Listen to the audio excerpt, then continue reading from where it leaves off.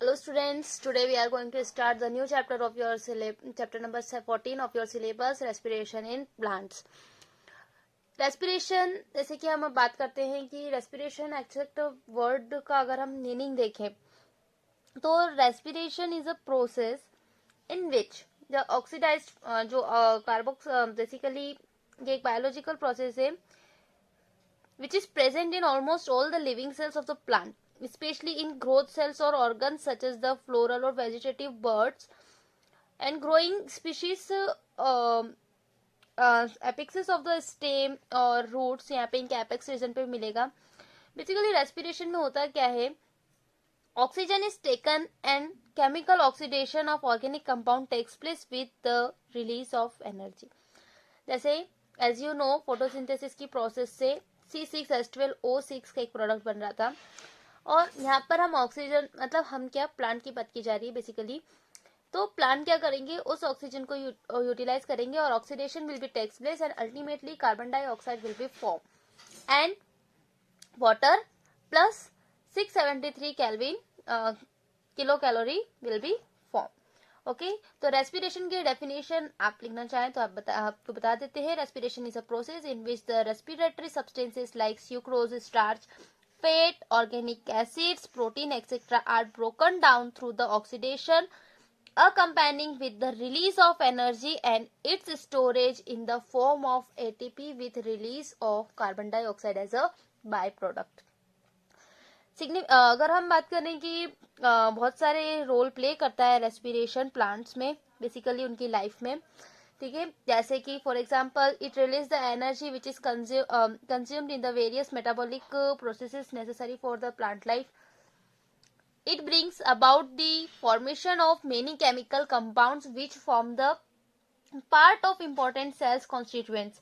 It converts complex organic substances into the simple substances. It activates the different meristematic tissues of the plants and it liberates carbon dioxide which help to maintain the balance of environment.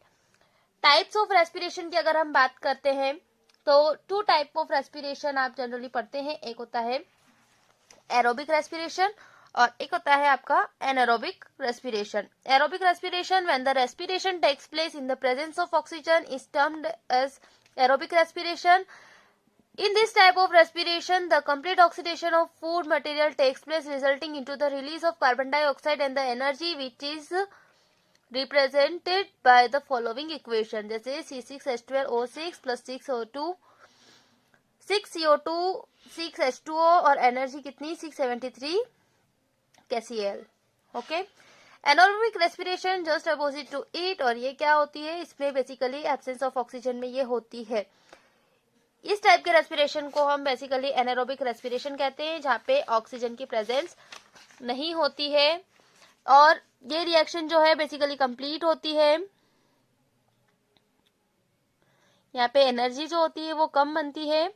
And anaerobic respiration occur in some fungi such as the yeast, bacteria by the process of fermentation. यहाँ पे आप एक difference देख सकते हैं aerobic और anaerobic respiration में. That is it occurs in the presence of oxygen, anaerobic in absence of oxygen होती है. Complete oxidation of glucose occurs, यहाँ पे इनकम्प्लीट ऑक्सीडेशन होता है और यहाँ पे CO2 आर फॉर्म्ड. ओके, यहाँ 2 CO2 बने हैं और वहां पर अगर आप देख रहे थे एरोबिक रेस्पिरेशन में तो यहाँ कितने 6 CO2 बने हैं. तो ये इनकम्प्लीट ऑक्सीडेशन हुआ. Then it is in this more energy about 673 kilo calorie is obtained और यहाँ पे लेस एनर्जी होती है जो कि अराउंड 18 किलो कैलोरी के आसपास हो सकती है. Sorry 28 it should be. It is found in the all higher plant, सभी हायर प्लांट्स में होता है. बेसिकली लोअर प्लांट और माइक्रो ऑर्गेनिजम्स में एनारोबिक रेस्पिरेशन होता है. This is found only in the living cells. It found in the living cells as well as in the lower organisms such as the yeast, bacterial. This process is common and occurs throughout the life plant life. ये temporary higher plants में temporary होती है. Large amount of energy is release in the form of ATP. 38 ATP मिलते हैं और यहाँ पे सिर्फ 2 ATP मिलते हैं. ठीक है, it is not toxic process for plant, it may be toxic process. Okay, तो यहाँ पे डिफरेंस आपका हुआ एरोबिक एनारोबिक में। अब हम यहाँ पे अगर हम बात करते हैं मैकेनिज्म ऑफ रेस्पिरेशन, तो बेसिकली क्या होता है, ग्लूकोज जो होता है ग्लाइकोलाइसिस की प्रोसेस से और ईएमपी पाथवे को फॉलो करके क्या बनाता है, पायरुविक एसिड बनाता है। ये पायरुविक एसिड यहाँ से अब क्या होगा, इनका रेस्पिरेशन होगा और क्या बनेगा अल्टीमेटली, या तो एब्सेंस ऑफ ऑक्सीजन होगी या प्रेजेंस ऑफ ऑक्सीजन होगी। इन दोनों कंडीशन में से ये किसी भी एक को लीड करेगा। अगर एब्सेंस ऑफ ऑक्सीजन हुई तो एनारोबिक रेस्पिरेशन को लीड करेगा, वहां पे C2H5OH अल्कोहल और इथेनॉल और carbon dioxide plus 2 ATP energy generate करेगा। और एनारोबिक रेस्पिरेशन अगर हुआ तो कार्बन डाइऑक्साइड, वाटर और एनर्जी जो कि 18 ATP एनर्जी बनाएगा and it will leads to the Krebs cycle. Okay, let we discuss the anaerobic respiration mechanism. सबसे पहले ग्लाइकोलाइसिस पाथवे पढ़ लें। In alcoholic fermentation the glucose molecules converted to the ethanol, ये तो आपको पता है, ठीक है। बेसिकली लैक्टिक एसिड बना देते हैं मसल्स में, एनिमल्स में और कुछ बैक्टीरियाज में। ये डिपेंड करता है कि ग्लूकोज जो है वो कन्वर्ट हो जाता है लैक्टिक एसिड में, ठीक है। First of all glucose is converted to the pyruvic acid by the Embden Meyerhof Parnas pathway, जिसको EMP पाथवे भी कहते हैं या फिर हम नॉर्मली बहुत सिंपल ग्लाइकोलाइसिस कहते हैं, जो कि क्या करेगा, which in turn converted to the ethyl alcohol और lactic acid depending on the organisms जो है, बाद में किसमें कन्वर्ट हो जाएगा।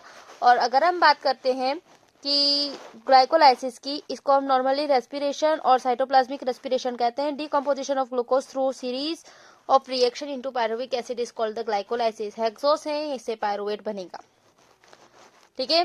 पायरुवेट का फॉर्मूला होता है C3H4O3, 2 मॉलिक्यूल इसके बनते हैं। इस रिएक्शन को एम्बेडेन मेयरहोफ और पेरेंट्स पाथवे भी कहते हैं, क्योंकि इन 3 साइंटिस्ट, जर्मन साइंटिस्ट ने इसको ट्रेस आउट किया था, दैट्स व्हाई। अब इसको हम बेसिकली कुछ डिफरेंट स्टेप्स में पढ़ते हैं। जो पहली स्टेप है वो होता है फॉस्फोराइलेशन, ठीक है। सेकेंड जो है वो होता है isomerisation. Third one is the second phosphorylation. Fourth one is the cleavage. Fifth one is the phosphorylation and oxidative hydrogenation. And seventh one is the first ATP generation and the eighth one is the isomerization. Ninth step is of the dehydration. 10th step is the second generation of ATP. And with this the glycolysis is completed. Let's discuss all the step here. यह आपको यहाँ पे basically 6 part में define किया गया है। Let's see. Glucose hexokinase की presence में क्या करेंगे, ग्लूकोज 6 फॉस्फेट बना लेते हैं एक ATP यूज करके और एक ADP निकाल लेते हैं in the presence of Mg ट्राइस positive ion. Then glucose 6 phosphate further यहाँ पे आइसोमराइजेशन की प्रोसेस होती है। यहाँ स्टार्टिंग में फर्स्ट फॉस्फोग्लाइसराइजेशन हुआ है यहाँ, ठीक है, और क्या बन गए, ग्लूकोज 6 फॉस्फेट बन गए। देन फॉस्फोहेक्सो आइसोमेरेस क्या बना है, फ्रक्टोज 6 फॉस्फेट बने। अब फ्रक्टोज 6 फॉस्फेट से वापिस क्या होगा, फॉस्फोरिडक्टोकिनेस एंजाइम की प्रोसेस में फॉस्फोरक्टोकिनेस एंजाइम की प्रेजेंस में क्या होगा, फ्रक्टोज 1,6 डाइफॉस्फेट बनाएगा और यहाँ पे अब क्लेवेज होगा, ये सेकेंड फॉस्फोराइलेशन होगा यहाँ पर।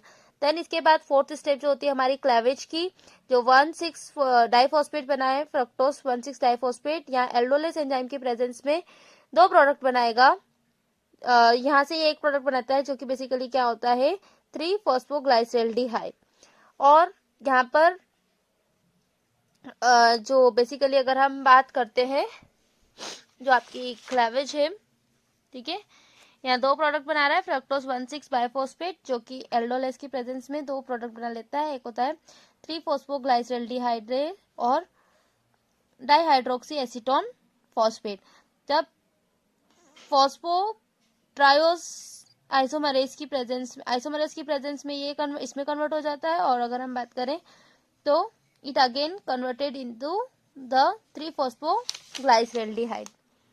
ओके, ट्रायोस फॉस्फेट आइसोमरेस की प्रेजेंस में ये इसमें वापस इस फॉर्म में आ जाता है। H3PO4 के साथ ये रिएक्ट करता है।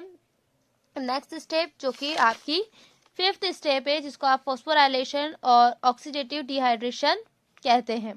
ओके, यहाँ पे जो 3-फॉस्फोग्लाइसरल्डिहाइड है वो H3PO4 के साथ रिएक्ट करेगा और वो एक कंपाउंड बनाएगा जिसे आप कहते हैं 1,3-डाइफॉस्फोग्लाइसरल्डिहाइड। ठीक है, देन 1,3-डाइफॉस्फोग्लाइसरल्डिहाइड यहाँ पर एक NAD यूज करके NADPH निकालेगा और यहाँ पे फॉस्फोग्लाइसरल्डिहाइड डाइहाइड्रोजिनेस एंजाइम के प्रेजेंस में ये क्या बना लेगा, 1,3-डाइफॉस्फोग्लाइसरिक एसिड। यहाँ पर अब आपका फर्स्ट एटीपी जनरेशन होगा। ओके, यहाँ 2 मॉलिक्यूल्स बने हैं, फिर यहाँ 2 ADP और 2 ATP रिलीज हो रहे हैं, इसलिए यहाँ पे फर्स्ट एटीपी जनरेशन हो गया। ओके, किसकी प्रेजेंस में, फॉस्फोग्लाइसराइल किनेस की प्रेजेंस में जो 1,3-डाइफॉस्फोग्लाइसरिक एसिड है वो कन्वर्ट होगा 3-फॉस्फोग्लाइसरिक एसिड में और एक ADP यूज हुआ है और क्या बने, 2 ATP बना है। यहाँ पहली बार फर्स्ट ATP बना है इसलिए इसको फर्स्ट ATP जनरेशन कहते हैं, जो कि कहाँ पर 7th स्टेप पर आकर के बना है।